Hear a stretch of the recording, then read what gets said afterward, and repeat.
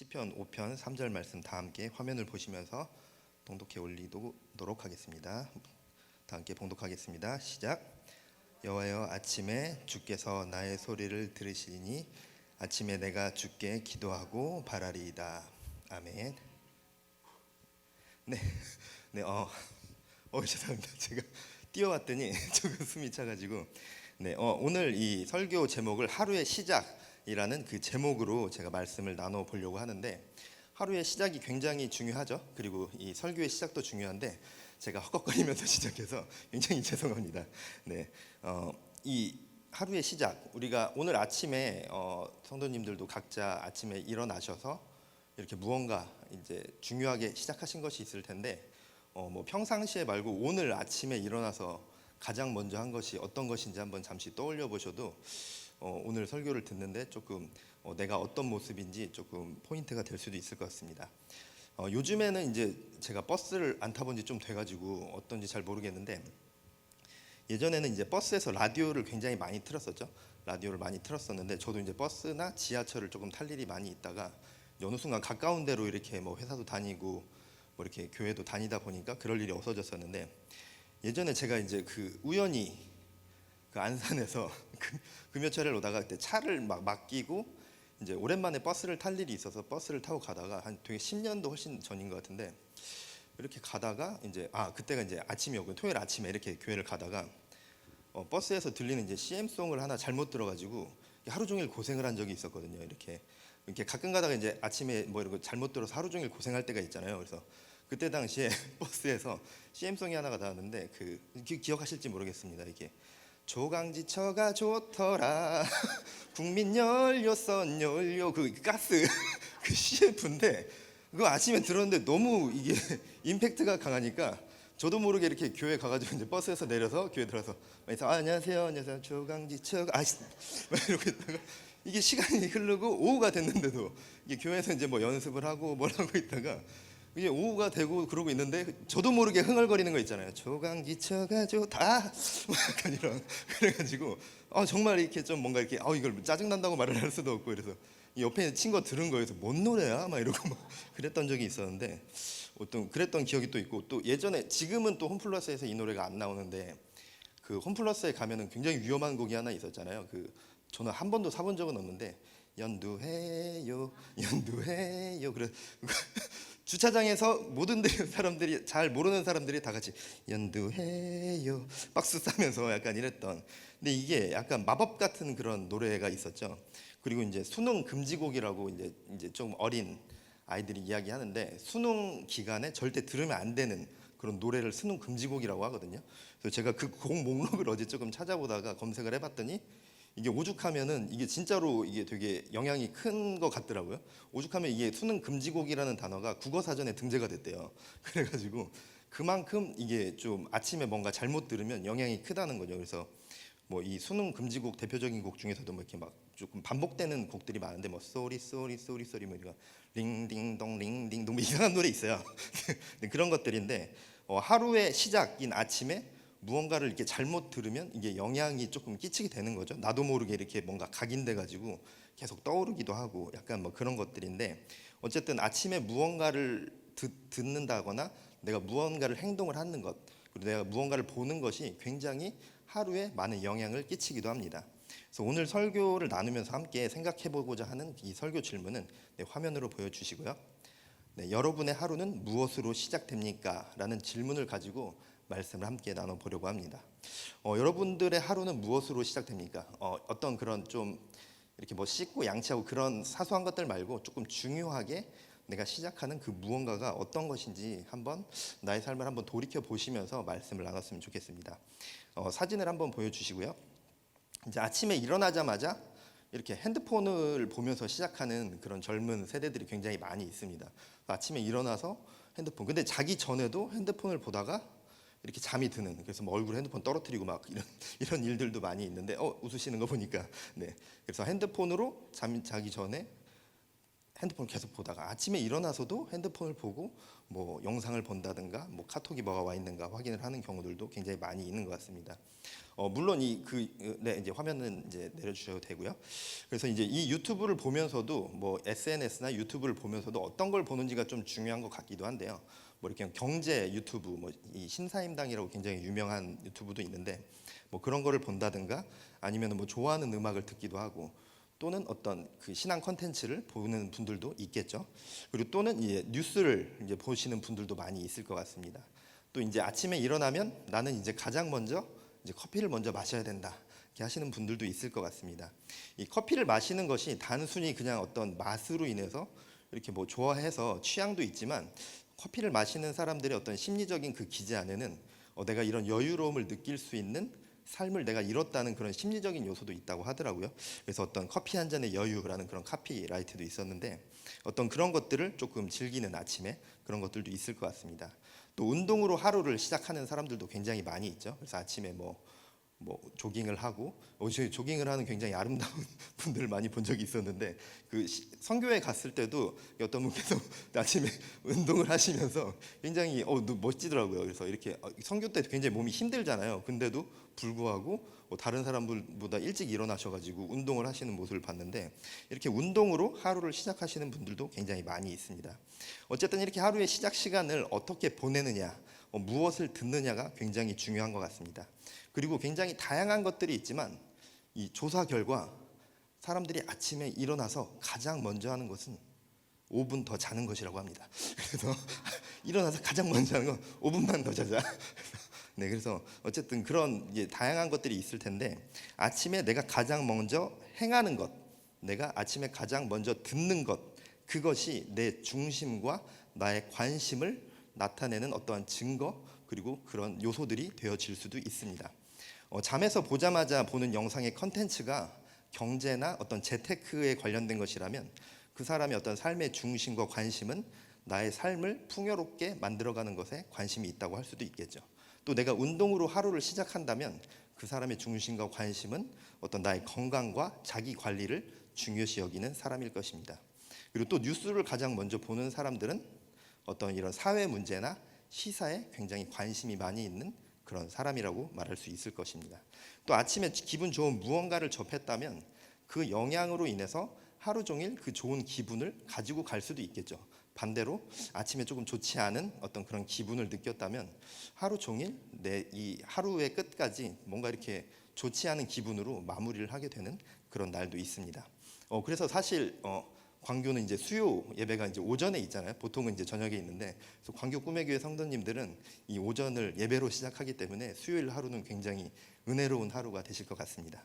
네, 또 우리가 하루에 무엇으로 시작하는지 굉장히 중요하고 나의 하루를 결정짓는 그런 요소가 되는데, 내가 무엇을 중요시 여기는지, 내가 무엇을 의지하는지, 또 나의 중심과 가치관이 무엇인지 스스로 점검할 수도 있고, 내가 이렇게 살고 있구나를 스스로 깨달을 수도 있는 시작인 것 같습니다.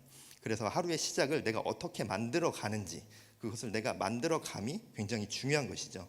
오늘 시편을 통해서 다윗은 어떤 하루의 시작을 하고 있는지 살펴보도록 하겠습니다.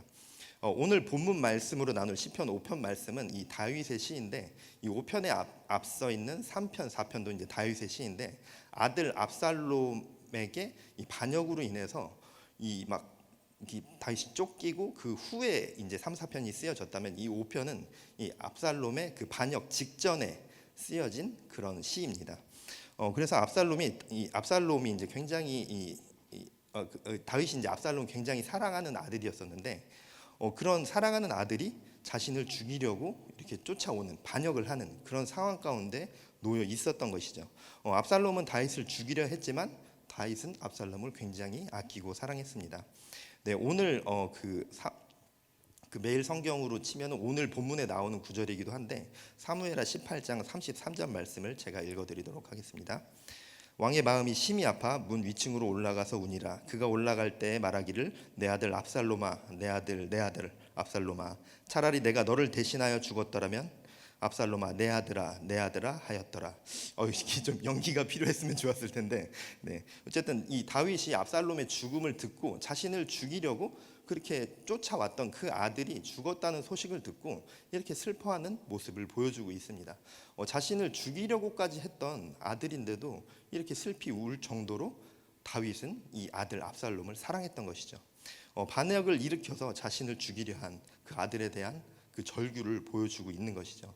그런데 이렇게 사랑한 만큼 압살롬이 자신을 죽이려고 쫓아오는 그 순간에 죽음에 대한 어떤 두려움과 공포도 있었겠지만, 그것보다도 그 자신이 정말 그렇게 사랑하는 그 아들 압살롬이 나를 죽이려 하는 그것 자체가 굉장히 큰 고통과 아픈 마음이었을 것 같습니다.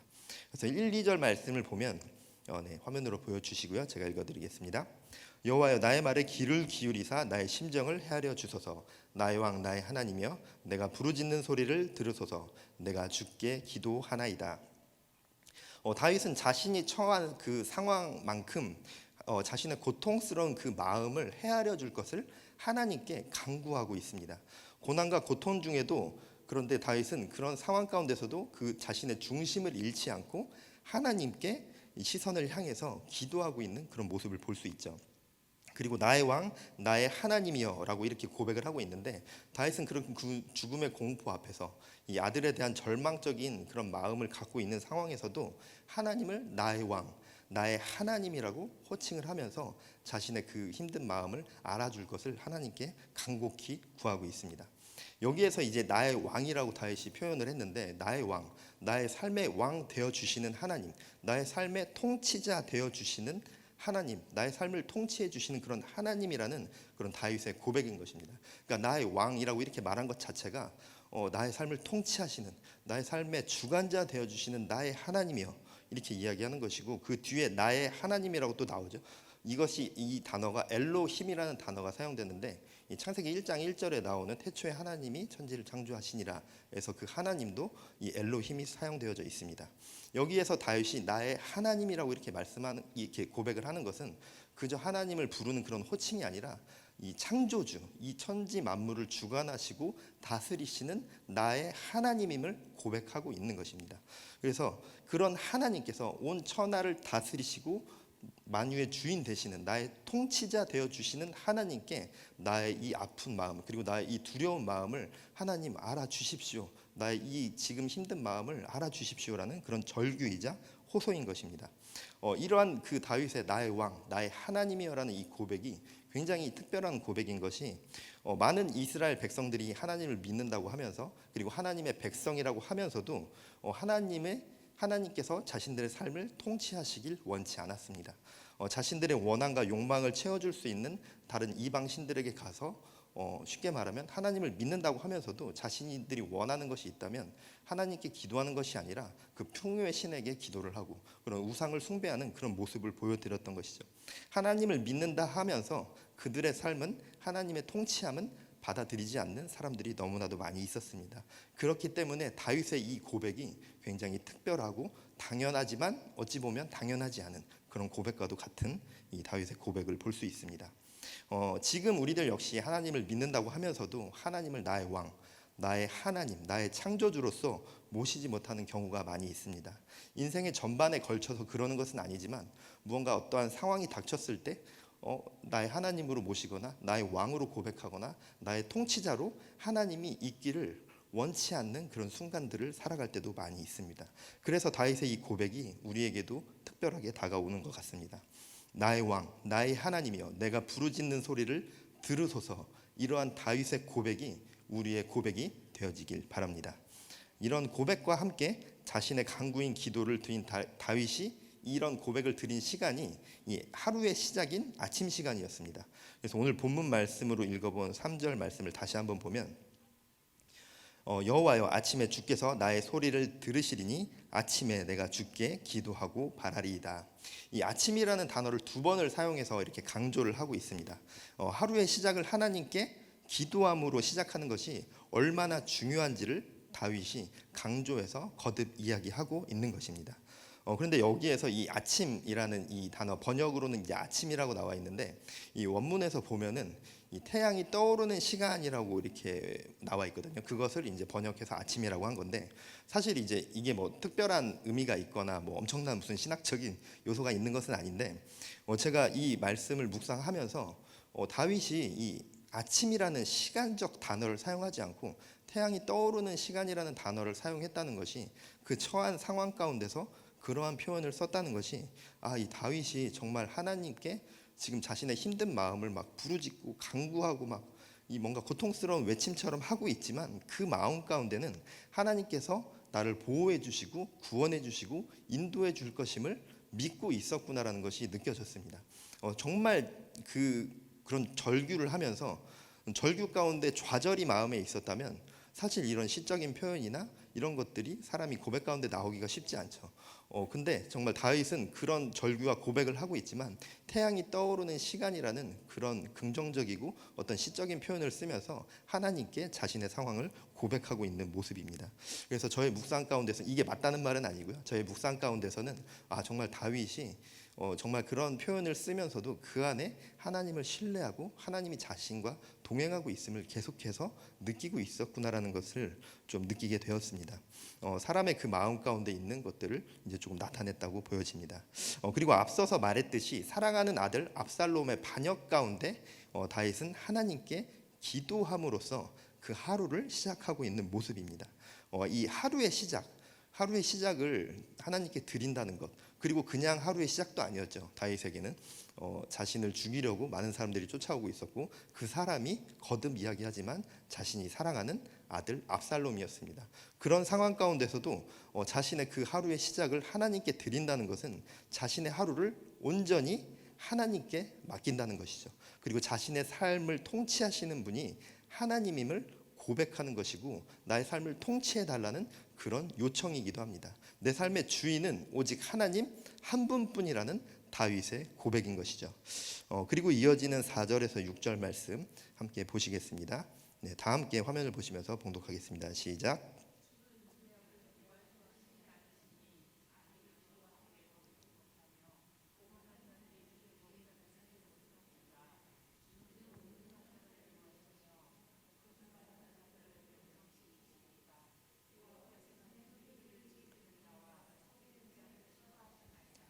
네, 아멘.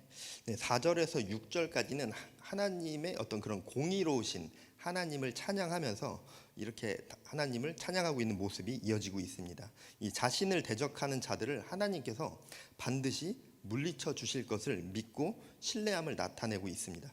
공의로운 하나님께서 지금의 이 상황을 반드시 뒤집어 주실 것이고 자신을 지켜 주실 것임을 고백하고 있는 것이죠. 하나님을 믿고 신뢰하는 그런 다윗의 모습을 볼 수 있습니다.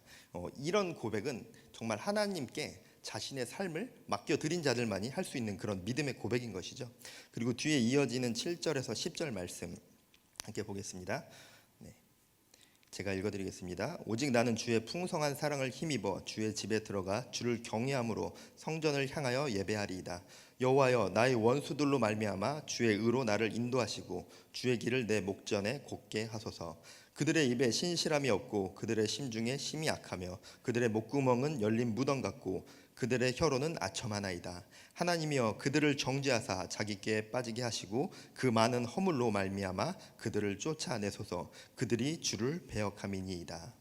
네, 7절에서 10절까지의 말씀을 보면 하나님을 믿고 신뢰하는 그리고 계속해서 공의로우신 그 하나님에 대해서 이렇게 이야기를 하고 있고 그런 하나님께서 대적들을 심판하여 주시기를 간구하고 있는 그런 다윗의 목소리가 나오고 있습니다. 그런데 여기서 중요한 것은 이러한 간구가 단지 자신의 안위만을 위해서 드리는 간구가 아니라는 것이죠.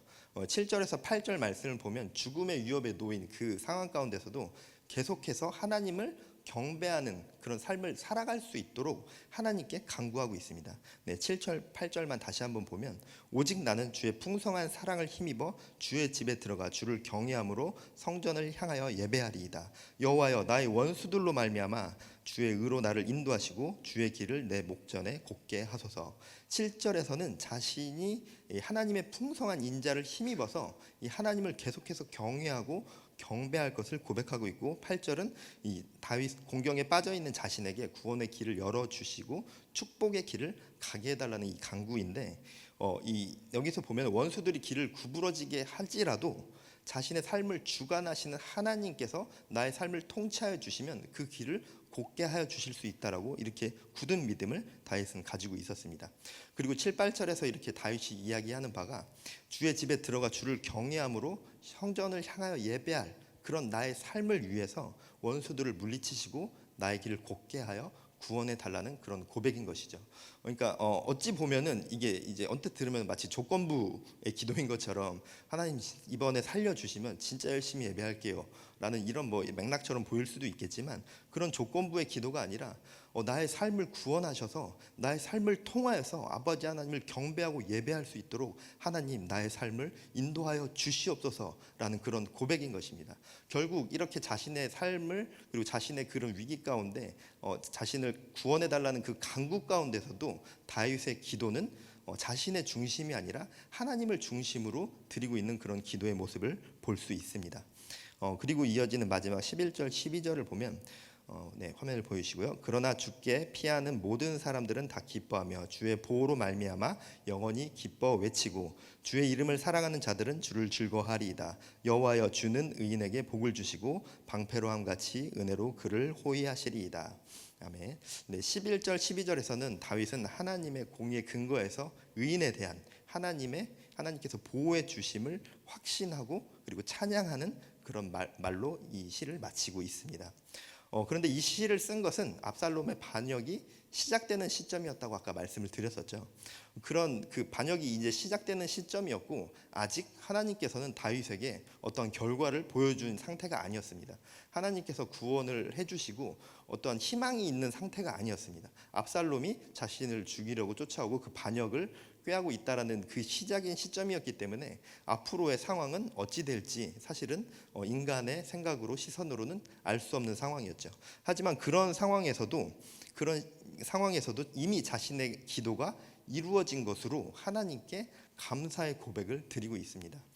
시편 5편에서 볼 수 있는 다윗의 모습은 이 하루의 시작을 하나님께 드림으로 시작을 했고, 그런 고난과 아픔의 상황 가운데서도 하나님을 끝까지 믿고 신뢰했다는 것이죠. 이제 막 고난이, 쉽게 말하면 이제 막 고난이 시작되는 그 시점에 하나님께서 자신을 구원해 주실 것을 끝까지 믿고 신뢰했다는 것입니다. 다윗이 하나님을 신뢰한다는 증거가 하루의 시작을 하나님께 기도로서 시작을 한다는 것이고, 그렇게 하나님의 통치 아래 살아가는 다윗은 하나님을 믿고 신뢰함으로 고난 중에 승리함을 우리가 알 수 있습니다. 아까 설교 질문으로도 드렸었고 오늘 이 설교 제목의 맥락이기도 한데, 이 나의 하루의 시작은 어떻습니까? 일어나자마자 하는 이 어떠한 그런 단순한 행동들 말고 내가 아침에 일어나서 행하는 중요한 순서는 어떤 것인지 한번 생각해 보시기 바랍니다. 어떤 그 회사의 일일 수도 있고, 뭐 사업에 관련된 무언가일 수도 있을 것 같습니다. 아니면 어떤 나의 취미 생활이 되어질 수도 있을 것 같고, 아니면 어떤 나의 삶의 만족감을 위한 어떤 무언가가 될 수도 있을 것 같습니다.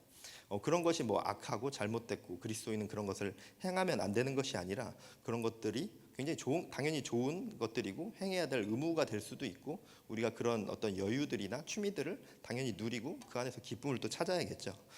그런데 아침에 일어나서 하루의 시작 가운데 무엇을 행하건 간에 하나님이 배제된 채 나의 것으로만 이 하루의 시작이 채워진다면, 그것은 내가 행하는 그 행위의 잘못과 그 행위가 잘못된 것이 아니라 하나님이 배제된 그것이 내 삶에 문제가 있는 것입니다. 그러한 삶에는 반드시 많은 문제들이 수반될 수밖에 없습니다.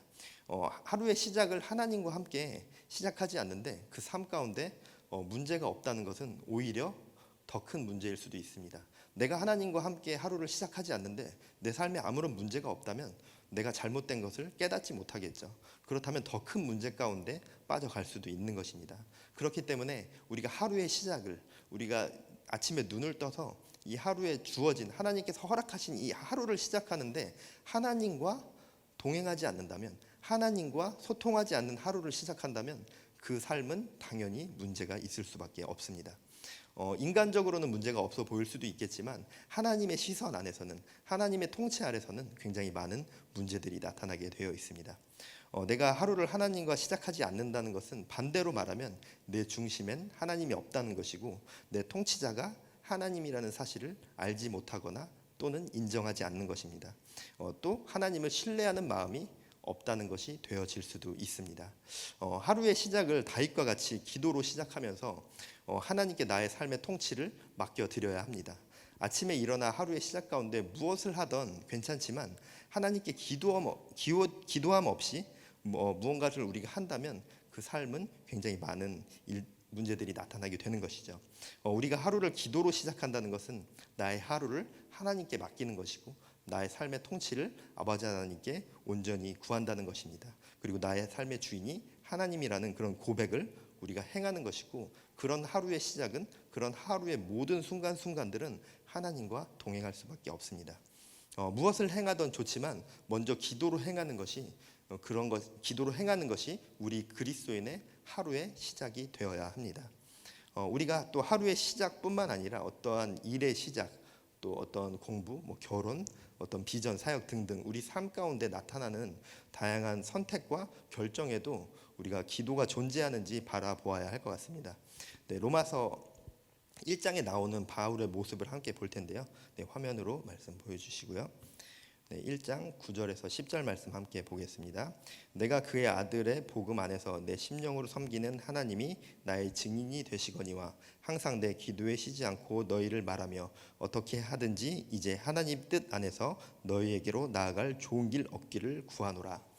네, 이 바울의 이 편지는 바울이 이제 이 3차 전도 여행 가운데 로마에 가기 위해서 그들에게 이제 편지를 쓴 내용 중에 일부인데, 바울이 로마에 가기를 원하면서, 로마에 가서 복음을 전하기 원하면서 이렇게 말을 하고 있는 거죠. 하나님 뜻 안에서 너희에게로 나아갈 좋은 길 얻기를 구하노라. 로마에 가는데 계속해서 하나님의 뜻을 구하고 있다는 겁니다. 로마의 선교를 위해서, 로마의 선교의 시작을 위해서 하나님께 계속해서 뜻을 구하고 있는 것인데, 바울이 이 3차 이 전도 여행 당시였고, 그리고 이 당시에는 바울을 죽이기 위해 이렇게 진짜 밥도 먹지 않고 바울을 죽일 때까지 내가 끝까지 하겠다는 그런 40인의 척살단들까지 있을 정도의 상태였습니다. 바울의 영향력이 굉장히 컸다는 거죠. 그리고 바울이 굉장히 많은 지역에서 선교를 했다는 겁니다. 그리고 이때가 로마를 바울이 가보지 않았던 때가 아니었습니다. 바울이 로마에서 선교를 하기 위해서 어떻게 가야 할지, 그리고 어떻게 피해 가야 할지, 어떤 방식으로 복음을 전해야 할지 바울이 몰랐던 것이 아닙니다. 하지만 바울은 하나님 뜻 안에서 너희에게로 나아갈 좋은 길 얻기를 구하노라 라고 이렇게 이야기하면서 하나님의 뜻을 구하고 있습니다. 여기에서 좋은 길 얻기를이라는 것이 요도 데소마이라는 단어인데, 이 하나님의 형통, 하나님으로 인한 성공을 뜻하는 단어입니다. 그러니까 바울이 로마로 가기를 원하면서 그 방법을 몰라서가 아니라, 그 방법을 몰라서 하나님한테 구하는 것이 아니라, 어떻게 그들을 피해서 가야 할지 몰라서 기도하는 것이 아니라, 바울은 이미 다 알고 있었고 어떤 방법으로 어떤 루트를 통해서 가야 할지 이미 다 알고 있었지만 하나님께 계속해서 구하고 있는 것이죠. 하나님으로 인한 그 선교의 성공을 위해 하나님의 통치 안에 자신이 행할 수 있도록 하나님께 구하고 있습니다. 그래서 그런 바울이 자신이 이 로마 선교의 그 첫 시작을 하나님께 모든 것을 구함으로 이렇게 나아가고 있는 것을 우리가 볼 수 있습니다.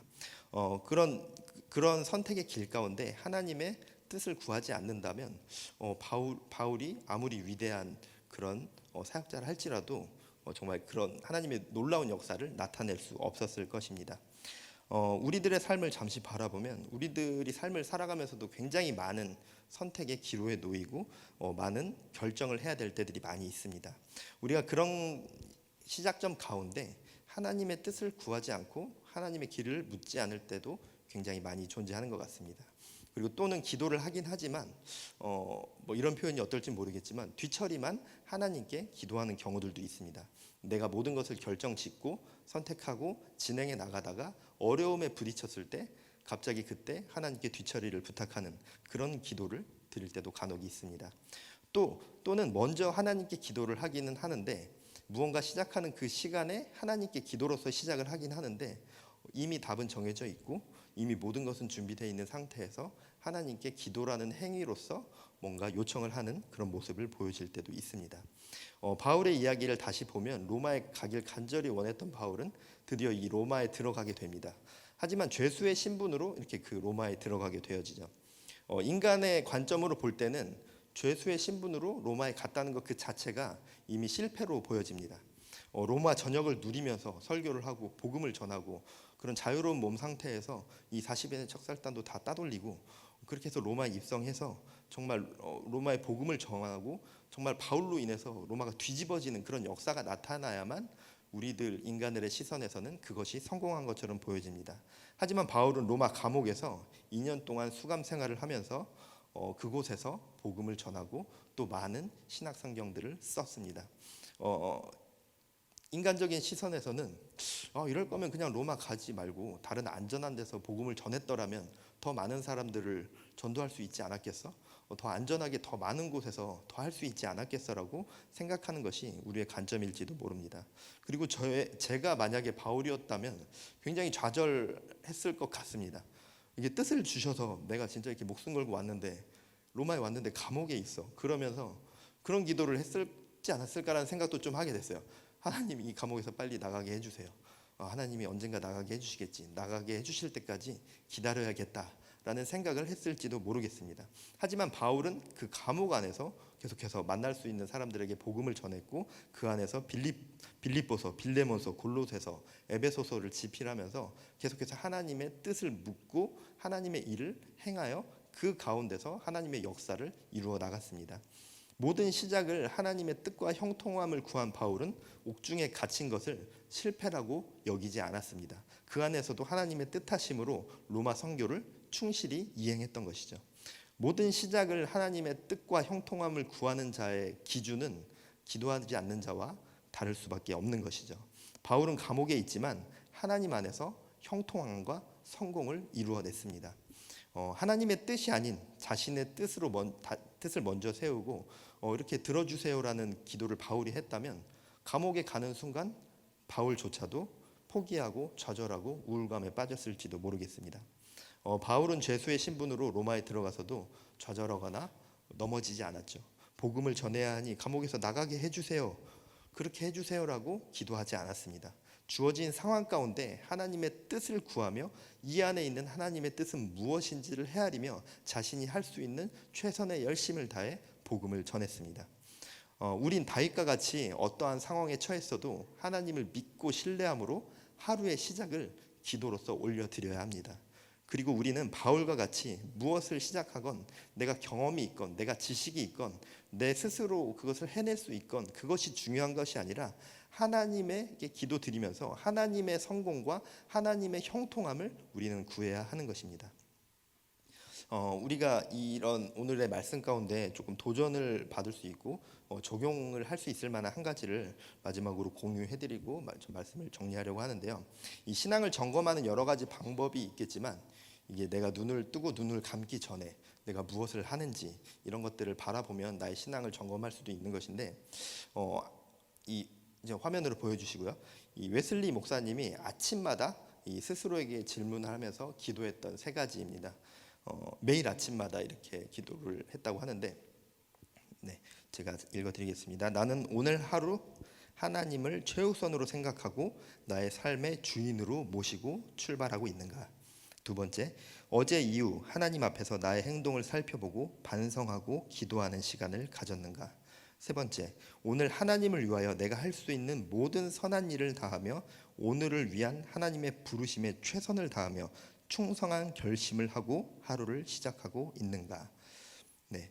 이게 매일 아침마다 웨슬리 목사님이 이러한 기도로 하루를 시작했다고 합니다. 아침뿐만 아니라 저녁에 잠들기 전에 매일 하는 기도가 있었고 요일별로 하는 그런 기도가 있었습니다. 그래서 스스로를 점검하는 그런 질문들과 기도를 통해서 하나님과 하루를 시작하고 하나님과 하루를 마치는 그런 웨슬리 목사님의 삶의 모습이었습니다. 그래서 이제 제가 이것을 이제 아침뿐만 아니라 요일별로도 있고 또 기본적으로 지키는 웨슬리 목사님의 그 경건 생활 수칙 이런 것들이 있는데 혹시 궁금하신 분들은 제가 예배 후에 뒤에서 몇 부 인쇄해 뒀는데 혹시 궁금하신 분들은 말씀해 주시면 드리도록 하겠습니다. 그래서 우리가 이렇게 하루의 시작을 기도로서 시작한다는 것, 내가 하나님께 기도로서 하루를 시작한다는 것은 나의 삶을 하나님께 맡기는 것, 나의 삶의 통치자가 하나님임을 고백하는 것이고 나의 삶의 주인이 하나님임을 고백하는 것이라고 이야기했습니다. 그래서 우리가 하루의 시작을 기도로서 나의 모든 것을 하나님께 맡기고 하나님의 뜻을 구하며 하나님과 동행하는 그런 역사를 모두 이루어 나가시길 바랍니다. 다윗과 같이, 바울과 같이 어떠한 상황 가운데서도 우리 하루의 시작을, 나의 모든 것의 시작을 하나님께 드리시길 바랍니다. 우리가 하나님을 믿고 신뢰함으로 하나님께 나의 삶의 통치를 맡기심으로 하나님께 나의 모든 것을 맡기는 광교 꿈의 교회 모든 성도님들 되어지시길 바랍니다.